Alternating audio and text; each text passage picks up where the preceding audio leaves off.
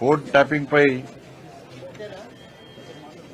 రాష్ట్ర ప్రభుత్వం నియమించినటువంటి special investigation team SIT గత నెల్లూరు క్రితమే విచారణకు హాజరు కావాలని చెప్పి నాకు నోటీసు ఇవ్వడం జరిగింది.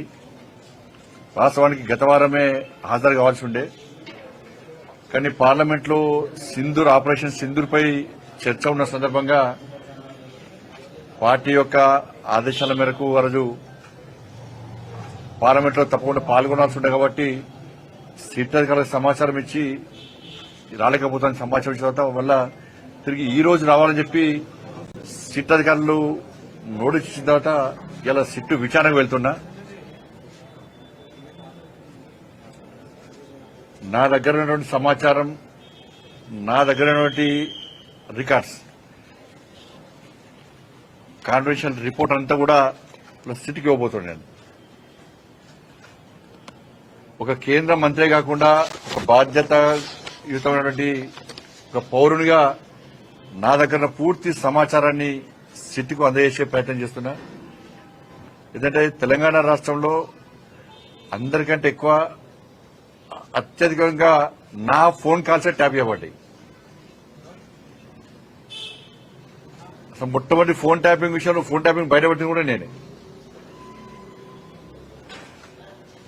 అందరి నా ఫోన్లు, మా కుటుంబ సభ్యుల ఫోన్లు, మా సిబ్బంది ఫోన్లు, మా ఇంట్లో పనిచేసే వర్కర్ల ఫోన్లు, మా పార్టీ నాయకుల ఫోన్లు, మా పార్టీ కార్యకర్తల ఫోన్లు కూడా ఇలా కేసీఆర్ గారి ప్రభుత్వం ఇలా అన్ని కూడా ఫోన్ ట్యాప్ చేయబడ్డాయి.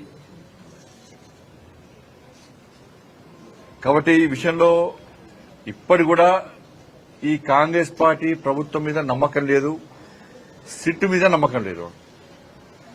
సిట్ అధికారులు పోలీసుల మీద తప్పుపడతలేము, అధికారులు మంచోళ్లే, కానీ వాళ్లను స్వేచ్ఛగా అధిక విచారణ చేసేటువంటి అవకాశం కాంగ్రెస్ పార్టీ ప్రభుత్వం, రేవంత్ రెడ్డి ప్రభుత్వం ఇస్తలేదు.